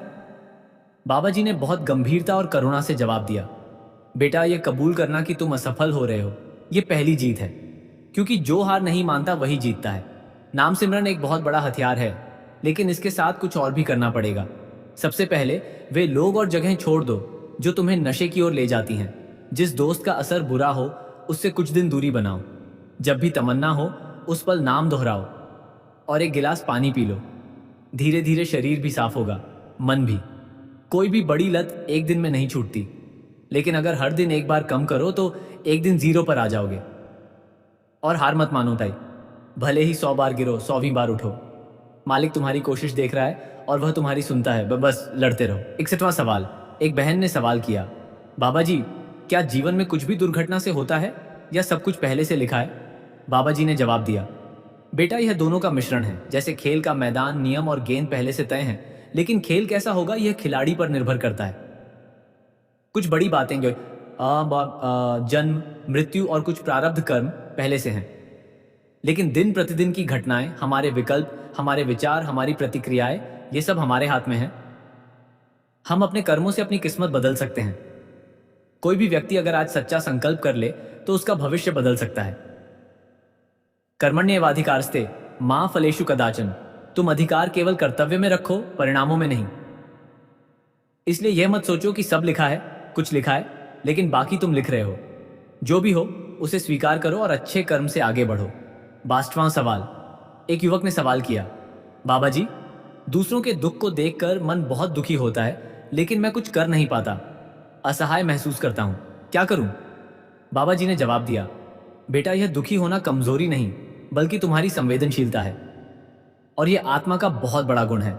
लेकिन असहाय मत बनो, क्योंकि जब तुम असहाय महसूस करते हो तो तुम कुछ नहीं कर पाते, जबकि तुम कर सकते हो। तुम क्या कर सकते हो? उनके लिए नाम सिमरन करो।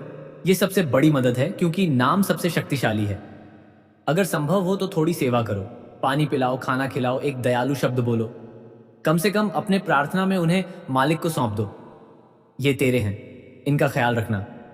तुम हर दुख नहीं मिटा सकते, लेकिन अपनी करुणा और प्रार्थना से उस दुख में थोड़ी रोशनी जरूर ला सकते हो। यही बहुत है। एक दिया भी अंधेरे को हरा सकता है। 63वां सवाल।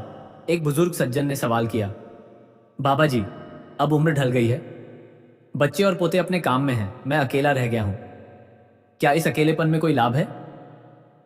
बाबा जी ने जवाब दिया, बेटा अकेलापन दो तरह का होता है, एक जहां तुम अकेले महसूस करते हो और दूसरा जहां तुम एकांत में हो। यह समय तुम्हारे लिए सबसे अनमोल है, क्योंकि अब तुम्हारे पास वह समय है जो नौजवानों के पास नहीं है, शांत बैठने का, सोचने का और सबसे जरूरी मालिक से जुड़ने का। तुम्हारा परिवार तुम्हें बाहर से घेरे हुए था, अब वह भीतर से मालिक का परिवार तुम्हें मिल रहा है। जब अकेलापन लगे तो समझो मालिक बुला रहा है।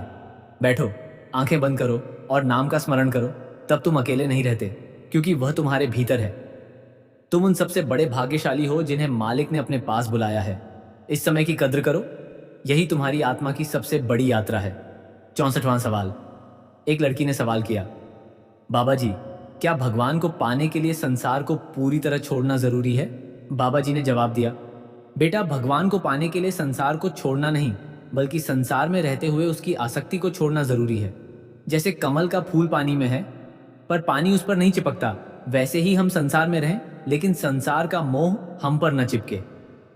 परिवार, नौकरी, रिश्ते, ये सब मालिक की देन है, इन्हें नकारना नहीं है, बल्कि इन सब में मालिक को देखना है, अपने कर्तव्य को उसकी सेवा समझना है। जो मन से संसार छोड़कर बैठ जाता है वह अक्सर भीतर ही संसार लिए बैठा रहता है। जो संसार में रहकर मन को उससे अलग रखता है भैया, वही सच्चा त्यागी है। इसलिए घर परिवार मत छोड़ो, लेकिन मन को मालिक से जोड़ो। यही असली त्याग है और यही सबसे बड़ी साधना भी। 65वां सवाल। एक भाई ने सवाल किया, बाबा जी पिछले जन्मों का क्या हिसाब है, क्या हम उससे बच सकते हैं? बाबा जी ने जवाब दिया, बेटा पिछले जन्मों का हिसाब जटिल है, लेकिन एक बात समझो, जो तुम आज हो वह तुम्हारे पिछले कर्मों का नतीजा है, और जो तुम कल बनोगे वह आज के कर्मों पर निर्भर है। नाम सिमरन से नए बुरे कर्म नहीं बनते और पुराने कर्म, संचित कर्म जल जाते हैं, लेकिन कुछ कर्म जिन्हें प्रारब्ध कहा जाता है वे इस जन्म में भोगने पड़ते हैं। ये जो तुम्हारी जिंदगी है उसका ढांचा प्रारब्ध से बना है, लेकिन तुम उस ढांचे में नए रंग भर सकते हो। सबसे अच्छा उपाय अतीत की चिंता छोड़ो, वर्तमान में साधना करो और भविष्य को मालिक पर छोड़ो। जो हो गया उसे नहीं बदला जा सकता इसे, लेकिन जो होगा वह आज पर निर्भर है। तुम आज जो कर रहे हो वही तुम्हारा सबसे बड़ा हथियार है। 66वां सवाल। एक युवती ने सवाल किया, बाबा जी क्या साधना करते करते भी कभी हम मालिक से दूर हो सकते हैं? बाबा जी ने जवाब दिया, बेटा जैसे सूरज की किरण कभी सूरज से अलग नहीं होती, बस वह बादलों से ढक जाती है, वैसे ही आत्मा कभी मालिक से दूर नहीं होती, बस माया, मोह और मन के बादल उसे ढक लेते हैं।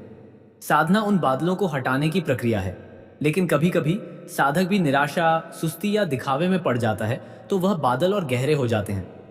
इससे बचने के लिए सरल रहो, ईमानदार रहो, सेवा करो और संगत में रहो। जब संगत और साधना दोनों हो तो कोई बादल टिक नहीं सकता। और अगर कभी लगे कि दूर हो गए तो बस वापस आ जाओ, मालिक तो वहीं खड़ा है, वापसी का रास्ता हमेशा खुला है। दूर होने का डर मत रखो, बस सच्चे मन से वापस लौट आओ। 67वां सवाल। एक बुजुर्ग महिला ने सवाल किया, बाबा जी, मुझे कभी कभी लगता है कि मेरी साधना बेकार है, क्योंकि मुझे कुछ दिखाई नहीं देता, सुनाई नहीं देता। तो क्या हो रहा है भीतर? बाबा जी ने जवाब दिया, माँ, साधना का असली नतीजा बाहरी चमत्कार नहीं है, बल्कि भीतर की सफाई है। जैसे जब नदी बहती है तो उसके अंदर पत्थर धीरे धीरे पॉलिश हो जाते हैं, भले ही कोई उसे देख ना पाए। हो सकता है तुम्हें दिखाई न दे, पर तुम्हारे अंदर बहुत कुछ बदल रहा है। तुम्हारा क्रोध कम हो रहा है, तुम धैर्यवान हो रही हो, तुम दूसरों के दुख को समझने लगी हो, अहंकार घट रहा है, तुम बोलने से पहले सोचने लगी हो। यही साधना का फल है, यही असली दृश्य और ध्वनि है। और जो भीतर होता है वह अपने समय पर प्रकट होता है। कभी किसी ने सोचा भी नहीं था कि गेहूं का बीज पौधा बनेगा, पर वह बना। तुम भी बन रही हो, बस भरोसा रखो। 68वां सवाल। एक लड़के ने सवाल किया, बाबा जी, क्या प्रार्थना का कोई आकार होता है? कैसे करें प्रार्थना? बाबा जी ने जवाब दिया, बेटा, प्रार्थना का कोई आकार, कोई भाषा, कोई घंटा नहीं होता। वह तो दिल का उससे जुड़ाव है। तुम चाहो तो बैठकर हाथ जोड़कर करो, चाहो तो चलते फिरते मन ही मन करो, चाहो तो आंखें बंद करके एक सांस के साथ करो। प्रार्थना करते समय अहंकार मत रखो। जैसे कोई छोटा बच्चा अपनी माँ से कुछ मांगता है, वैसे ही सरल भोलेपन से, तेरी मर्जी, मुझे तेरी याद दे, बस इतना ही चाहिए। मुझे शक्ति दे, जो सहना है, मुझे शांति दे, जो नहीं बदल सकता, और विवेक दे, जो बदल सकता हूं। और सबसे सुंदर प्रार्थना, तेरी इच्छा पूरी हो, मेरी नहीं। जब तुम ऐसी प्रार्थना करोगे तो उसका जवाब तुरंत मिलता है, भले ही वह चुप्पी के रूप में हो। 69वां सवाल। एक बहन ने सवाल किया, बाबा जी, क्या मैं बिना किसी गुरु के नाम सिमरन शुरू कर सकती हूँ? बाबा जी ने जवाब दिया, बेटा, नाम सिमरन तो कोई भी कभी भी कहीं भी कर सकता है, इसमें कोई रोक नहीं।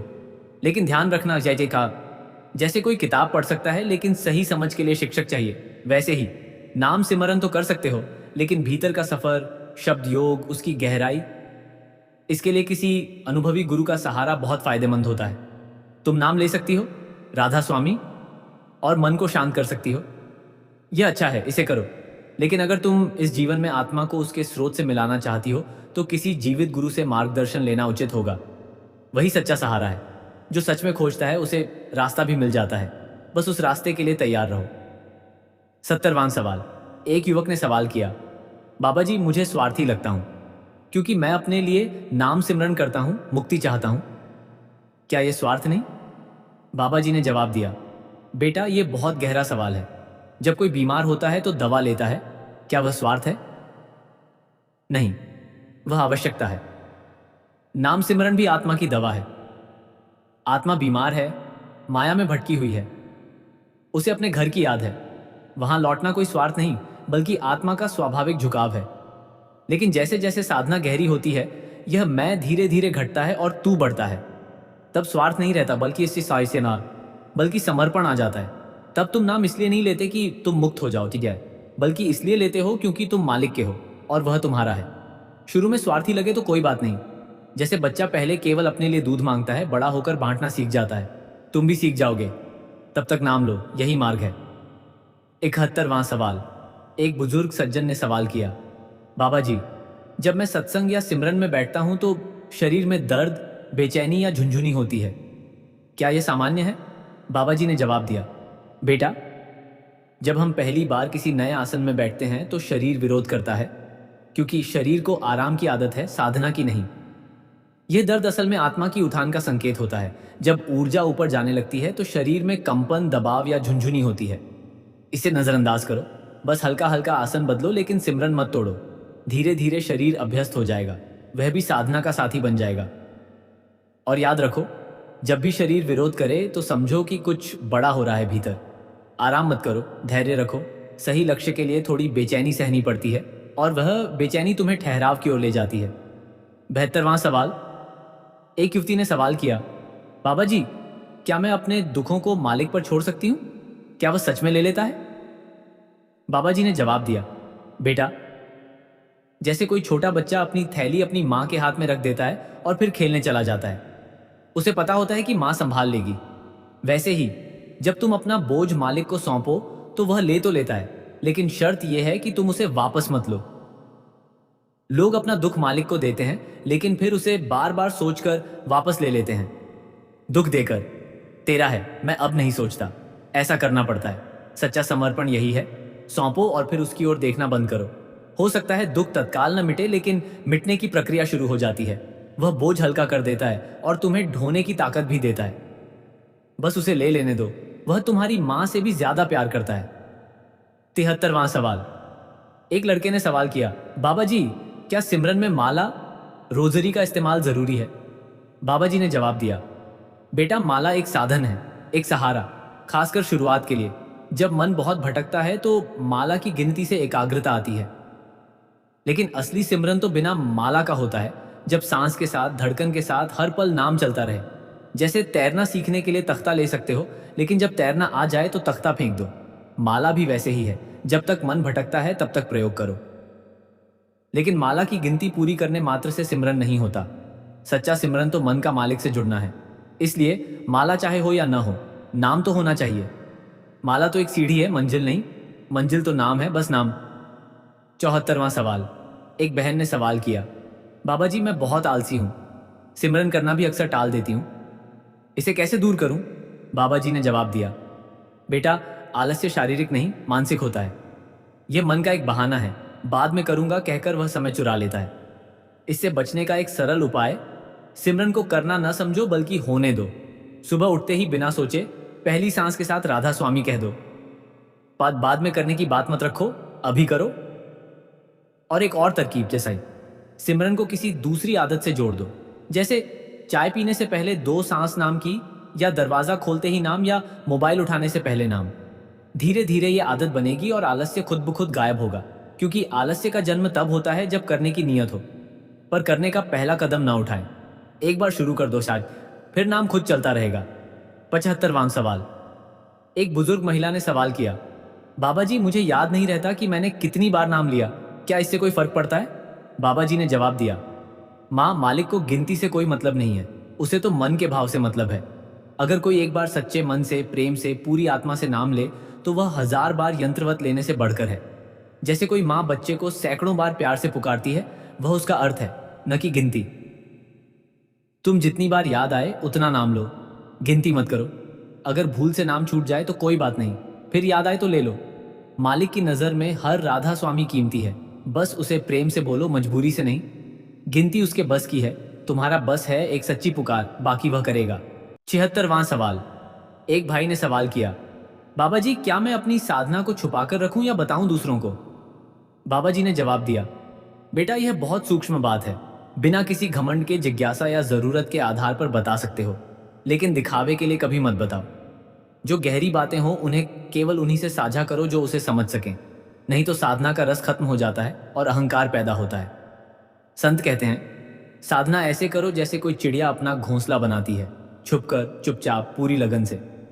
बाहर दिखाना नहीं, भीतर अनुभव करना, यह साधना है। अगर किसी को सच में जानना हो तो वह खुद पूछेगा, तब बताना। लेकिन तब भी अपनी साधना को बड़ा नहीं बताना, बल्कि अपने गुरु का आभार मानकर बताना। 77वां सवाल। एक युवक ने सवाल किया, बाबा जी, जब मैं किसी को धोखा देता या किसी से झूठ बोलता हूं तो मुझे बहुत बुरा लगता है, लेकिन कभी कभी मजबूरी होती है। क्या मजबूरी में झूठ बोलना गलत है? बाबा जी ने जवाब दिया, बेटा, यह सवाल बहुत ही नाजुक है। जहां तक हो सके सच बोलो, क्योंकि सच से बड़ा कोई धर्म नहीं। लेकिन अगर कोई ऐसी स्थिति हो जहां सच बोलने से किसी की जान, इज्जत या गहरा दुख हो, तो मौन रहना या ऐसा कुछ कहना जो न झूठ हो न सच, जैसे चुप रहना, यह बुद्धिमानी है। मजबूरी में बोला झूठ भी बोझ बनता है, क्योंकि तुम्हें पता है कि तुमने सच नहीं कहा। इसलिए हर झूठ के बाद मन में थोड़ी पीड़ा होती है, उसे स्वीकार करो और जहां संभव हो बाद में सुधारो, सच बताओ। और सबसे बड़ी बात, अगर तुम सच बोलने की आदत डालोगे तो मजबूरी के झूठ की स्थितियां कम हो जाएंगी, क्योंकि सच्चा इंसान ऐसे झमेलों में कम पड़ता है। इसलिए आज से छोटी छोटी बातों में भी सच बोलने की प्रैक्टिस करो, जीवन सरल हो जाएगा। 78वां सवाल। एक बहन ने सवाल किया, बाबा जी, क्या रोजाना सिमरन करने से हर दिन में कोई बदलाव आता है? बाबा जी ने जवाब दिया, बेटा, रोजाना सिमरन ऐसा है जैसे सूरज का हर दिन उगना। कई बार हमें सीधा फर्क दिखाई नहीं देता, लेकिन उसके बिना जीवन अधूरा है। जैसे हर दिन एक बूंद पानी एक पत्थर पर गिरे, एक दिन वह पत्थर टूट जाता है, वैसे ही हर दिन का नाम धीरे धीरे मन के पत्थर को पिघलाता है। रोजाना सिमरन से मन शांत होता है, धैर्य बढ़ता है, गुस्सा घटता है, निर्णय लेने की क्षमता बढ़ती है, अहंकार कम होता है। और अचानक एक दिन तुम्हें पता भी नहीं चलेगा, तुम वही नहीं रहे, कुछ बन गए हो।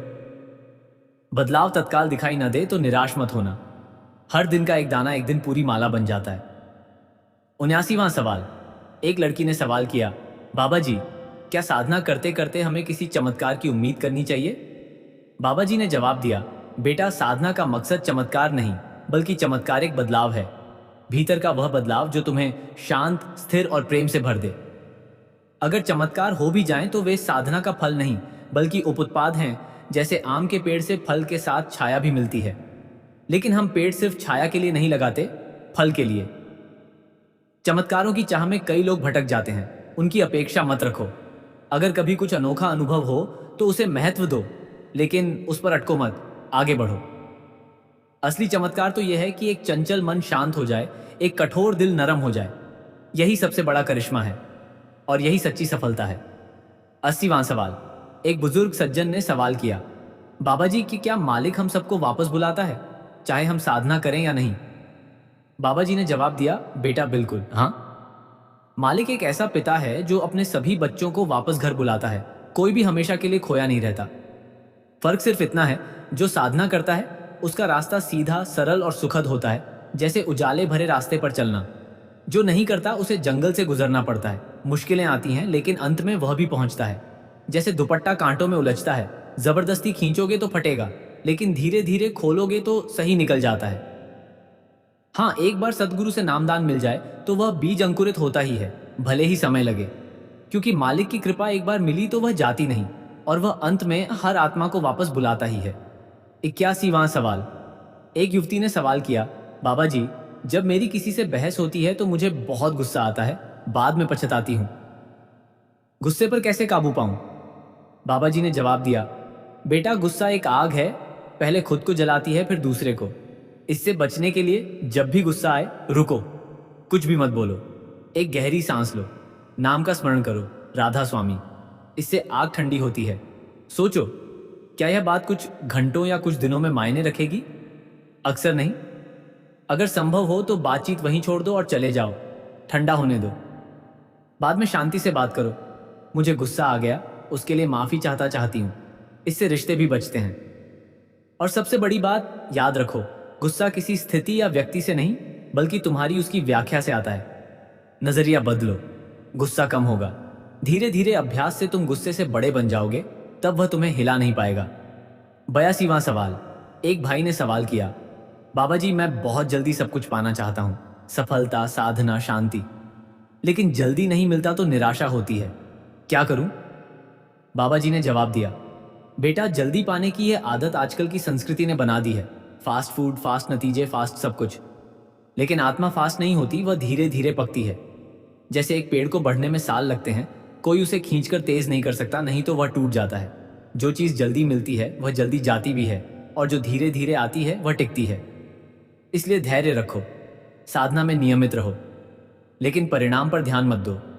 एक किसान बीज बोता है और रोज उसे नहीं उखाड़ कर देखता कि अंकुर आया या नहीं। वह पानी देता है और प्रतीक्षा करता है। तुम भी वैसे ही बीज बो और प्रतीक्षा करो, वह अपने समय पर अंकुरित होगा। धैर्य ही सबसे बड़ा रहस्य है। 83वां सवाल। एक बहन ने सवाल किया, बाबा जी, क्या दान देना, सेवा करना चाहिए, यह भी साधना है? बाबा जी ने जवाब दिया, बेटा, सेवा साधना का आधार है। जब हम बिना किसी उम्मीद, बिना नाम प्रशंसा के दूसरे की मदद करते हैं तो हमारा अहंकार घटता है और हृदय निर्मल होता है। सेवा करना आत्मा को खोलना है। जैसे जब हम किसी को खाना खिलाते हैं तो उसके पेट के साथ साथ हमारी आत्मा का दरवाजा भी खुलता है। राधा स्वामी मार्ग में 3 स्तंभ हैं, सत्संग, सिमरन और सेवा। ये तीनों एक दूसरे के पूरक हैं। इसलिए समय समय पर, चाहे पैसे से, चाहे श्रम से, चाहे एक दयालु शब्द से, सेवा करो। छोटी से सेवा में भी बड़ी शक्ति है। जैसे एक बूंद समुद्र बन सकती है, वैसे ही एक निष्काम सेवा आत्मा को मुक्त कर सकती है। 84वां सवाल। एक लड़के ने सवाल किया, बाबा जी, क्या नकारात्मक सोच को नाम सिमरन से पूरी तरह खत्म किया जा सकता है? बाबा जी ने जवाब दिया, बेटा, नकारात्मक सोच उसी तरह कम होती है जैसे अंधेरा प्रकाश से। जैसे ही दिया जलता है, अंधेरा चला जाता है। तुम्हें अंधेरे से लड़ना नहीं है, बस दिया जलाना है। जितना ज्यादा नाम सिमरन करोगे, मन उतना ही प्रकाशमय होगा और नकारात्मक विचारों के लिए वहां जगह नहीं बचेगी। लेकिन याद रखो, नकारात्मक विचार कभी कभी बहुत पुरानी आदतें होती हैं जो तुरंत नहीं जाती। इसलिए धैर्य रखो। जब भी कोई बुरा विचार आए, उसे न पकड़ो न उससे बहस करो, बस उसे देखो और नाम की ओर मुड़ो। जैसे बादल गुजरते हैं, आसमान साफ रहता है, वैसे ही विचार गुजरते हैं, लेकिन तुम नाम में स्थिर रहो। धीरे धीरे बादल पतले होते जाएंगे और एक दिन आकाश साफ हो जाएगा। 85वां सवाल। एक बुजुर्ग महिला ने सवाल किया, बाबा जी, मैं साधना में स्थिर नहीं रह पाती। कभी करूं, कभी छोड़ दूं। क्या इससे कुछ होता है? बाबा जी ने जवाब दिया, माँ, रुक रुक कर साधना करना भी न करने से बेहतर है। जैसे रुक रुक कर बारिश भी अगर हो तो जमीन हरी हो जाती है। कोई भी साधना थोड़ी सही मगर सच्ची, वह व्यर्थ नहीं जाती। लेकिन जितना ज्यादा नियमित होगी उतना ज्यादा फल मिलेगा। और अगर कुछ दिन छूट जाए तो पछताओ मत, बस फिर से शुरू करो। जैसे कोई सो गया तो उठकर फिर चल पड़ता है, वह अपनी यात्रा जारी रखता है। सोने का कोई दोष नहीं। तुम्हारी कोशिश ही बहुत बड़ी बात है। मालिक उस एक दाने को भी गिनता है जो तुम सच्चे मन से लेती हो। इसलिए अब से रोज नियत करो, भले ही 5 मिनट ही सही, मगर नियमित। बड़ी बात यही है, नियमितता ही सफलता की मां है। 86वां सवाल। एक युवक ने सवाल किया, बाबा जी, सत्संग में क्या करना चाहिए? सिर्फ सुनना है या कुछ और? बाबा जी ने जवाब दिया, बेटा, सत्संग सिर्फ कानों से सुनने की जगह नहीं, यह आत्मा को सुनने की जगह है। सत्संग में तुम श्रद्धा से सुनो, हर शब्द अपने जीवन पर लागू करो। प्रश्न पूछो, जो समझ ना आए विनम्रता से पूछो। चुप रहो, जब कोई और बोले तब शांति से सुनो। ध्यान दो, मन वहां ना हो बल्कि हृदय में उतरो। और सबसे बड़ी बात, सत्संग से सीख को अपने रोजमर्रा के जीवन में उतारो। वरना जैसे भोजन पेट में न जाए तो भूख नहीं मिटती, वैसे ही सत्संग का सार अगर जीवन में न उतरे तो वह अधूरा है। सत्संग आत्मा का भोजन है, उसे पचाओ, उसे जियो और उससे बदलो। यही सच्चा सत्संग है। 87वां सवाल। एक लड़की ने सवाल किया, बाबा जी, क्या मैं अपने परिवार को भी साधना की ओर ले जा सकती हूँ? कैसे? बाबा जी ने जवाब दिया, बेटा, सबसे अच्छा उपदेश है तुम्हारा आचरण। कोई बड़ी बात कहकर नहीं, बल्कि बिना बोले। अपने बदले हुए स्वभाव, धैर्य, प्रेम और शांति से तुम परिवार को आकर्षित कर सकती हो। तुम उनसे कहने की बजाय उन्हें दिखाओ कि साधना तुम्हें कितना स्थिर, प्रेममय, सहनशील और शांत बना रही है। उनके साथ धीरे धीरे नाम साझा करो, लेकिन जबरदस्ती मत करो। जैसे फूल की खुशबू बिना बुलाए आती है, वैसे ही तुम्हारा आध्यात्मिक रूप बिना प्रचार के उन्हें प्रभावित करेगा। जब वे तुम्हें वह बदलाव देखें, गुस्सा कम, प्रेम ज्यादा कैसे, तो वे खुद पूछेंगे, ये क्या करती हो? तब बताना। और हमेशा उनके लिए प्रार्थना करो, मालिक उन्हें भी अपने पास बुला ले। प्रार्थना से रास्ता बनता है। 88वां सवाल। एक बुजुर्ग सज्जन ने सवाल किया, बाबा जी, क्या साधना के बाद भी मुश्किलें आती हैं? अगर आती हैं तो क्यों? बाबा जी ने जवाब दिया, बेटा, साधना का मतलब यह नहीं कि मुश्किलें नहीं आएंगी, बल्कि यह कि अब उनका सामना करने की ताकत होगी। जैसे पहाड़ पर चढ़ने के लिए जूते जरूरी हैं, जूते पहनने से पहाड़ कम नहीं होता, लेकिन चढ़ना आसान हो जाता है। मुश्किलें दो तरह की होती हैं, वे जो पुराने कर्मों, प्रारब्ध के कारण आती हैं, उन्हें भोगना पड़ता है, लेकिन नाम की शक्ति से वे हल्की हो जाती हैं। वे जो हमें और मजबूत बनाने के लिए आती हैं, जैसे सोने को तपाना पड़ता है ताकि वह चमके। इसलिए मुश्किल आए तो समझो, या तो कर्म साफ हो रहे हैं या आत्मा की परीक्षा है। घबराओ मत, नाम में टिके रहो, सेवा करो, भरोसा रखो। हर मुश्किल को पार करने का रास्ता भीतर ही है। साधना तुम्हें वह रास्ता दिखाती है। 89वां सवाल। एक भाई ने सवाल किया, बाबा जी, क्या पैसे कमाना और साधना दोनों साथ हो सकते हैं? बाबा जी ने जवाब दिया, बेटा, जीवन एक नाव है, एक ओर संसार, धन, दूसरी ओर परमार्थ, साधना। दोनों चप्पू होने चाहिए, तभी नाव सीधी चलती है, नहीं तो घूमती रहेगी। पैसे की जरूरत है परिवार चलाने, सेवा करने और अपनी जिम्मेदारी निभाने के लिए। लेकिन अगर पैसा ही सब कुछ बन जाए कोई, तो वह साधना को खा जाता है। इसलिए कमाओ, लेकिन ईमानदारी से, धर्म से और संतोष के साथ। और साथ साथ एक हिस्सा नाम को दो, समय का, मन का और थोड़ा धन का, दान सेवा में। जो पैसा नाम के साथ कमाया जाता है वह बोझ नहीं बनता, स्वयं ही की सेवा बन जाता है और जो साधना धन के साथ संतुलित हो वह टिकती है, क्योंकि न तो अभाव है न अतिरेक, बस संतुलन है। 90वां सवाल। एक युवती ने सवाल किया, बाबा जी मुझे अकेला बैठकर सिमरन करना मुश्किल लगता है, मन जल्दी भटक जाता है, क्या मैं चलते फिरते सिमरन कर सकती हूँ? बाबा जी ने जवाब दिया, बेटा बिल्कुल, चलते फिरते खाते पीते काम करते तुम हर पल नाम ले सकती हो। अकेले बैठकर करना जरूरी है, लेकिन अगर उसमें मन न लगे तो चलते हुए भी करो। नाम को अपने साथ चलने वाला साथी बना लो।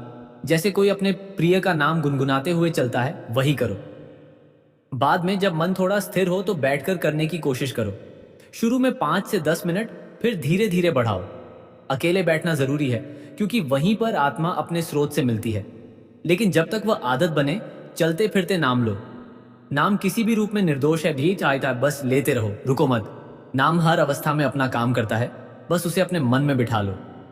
91वां सवाल। एक बुजुर्ग महिला ने सवाल किया, बाबा जी मैं बहुत बीमार हूं, जाए शरीर साथ नहीं देता, क्या मैं लेटे लेटे सिमरन कर सकती हूँ?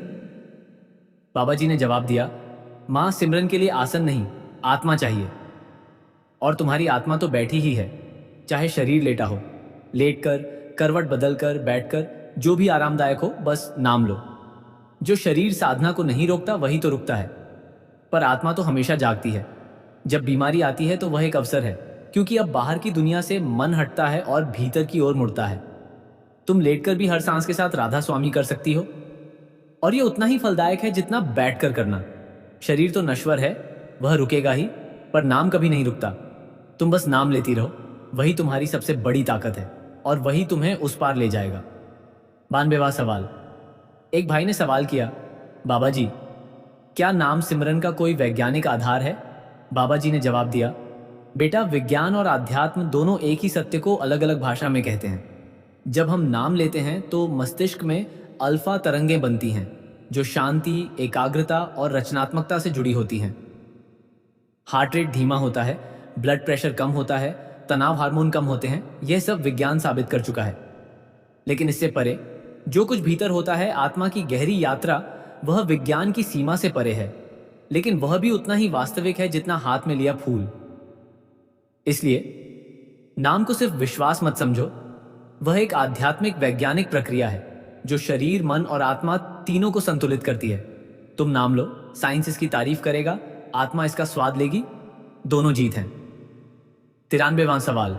एक लड़की ने सवाल किया, बाबा जी क्या हम सत्संग या साधना के दौरान मौन रहना सीख सकते हैं? क्या मौन में कुछ खास है? बाबा जी ने जवाब दिया, बेटा मौन केवल बोलना बंद करना नहीं है, वह तो मन को शांत करना है। मौन में आत्मा अपनी असली आवाज सुनती है, जो बाहरी शोर में सुनाई नहीं देती। साधना का एक बहुत बड़ा हिस्सा है मौन। तुम सत्संग में जितना चुप रहोगी, उतना गहराई से उतर पाओगी। और अपने दिल में कुछ मिनट बिना किसी बात के, बिना किसी शोर के बैठो। यह भीतर की खिड़की खोलने जैसा है। संत कहते हैं, बोलने से शक्ति घटती है, मौन से शक्ति बढ़ती है। इसलिए जब भी संभव हो, थोड़ा कम बोलो, थोड़ा ज्यादा सुनो, और सबसे ज्यादा भीतर की चुप्पी में नाम को सुनो। यही सबसे बड़ा सुनना है। 94वां सवाल। एक बुजुर्ग सज्जन ने सवाल किया, बाबा जी अंत समय में क्या करना चाहिए अगर मैं नाम भूल जाऊं? बाबा जी ने जवाब दिया, बेटा अंत समय का डर मत रखो, डर तो आज दूर करो। अंत समय में जितना हो सके शांत रहो, किसी से लगाव या द्वेष मत रखो, सबको माफ कर दो। अपना मन मालिक की ओर करो। राधा स्वामी कहते रहो, भले ही होंठ न हिले, पाप मन ही मन। और अगर नाम भूल भी जाओ ना, तो घबराओ मत। जो नाम सालों तुमने किया, उसकी आदत आत्मा में बैठ चुकी है। वह आदत खुद ही काम करेगी। जैसे साइकिल चलाना सीख लिया तो भूलते नहीं। मालिक तुम्हें भीतर से पकड़ लेगा, उस पर भरोसा रखो। जीवन भर जो नाम लिया, अंत में वही नाम तुम्हारा सहारा बनेगा। और जो नाम साथ है, उससे डरने की कोई जरूरत नहीं। 95वां सवाल। एक संगत ने अंतिम सवाल किया, बाबा जी आखिरी बात, हमें क्या याद रखना चाहिए जीवन भर? बाबा जी ने शांत गहरी वाणी में जवाब दिया, बेटा बस यही याद रखना, तुम इस शरीर नहीं हो, तुम आत्मा हो, और आत्मा मालिक की अमर किरण है।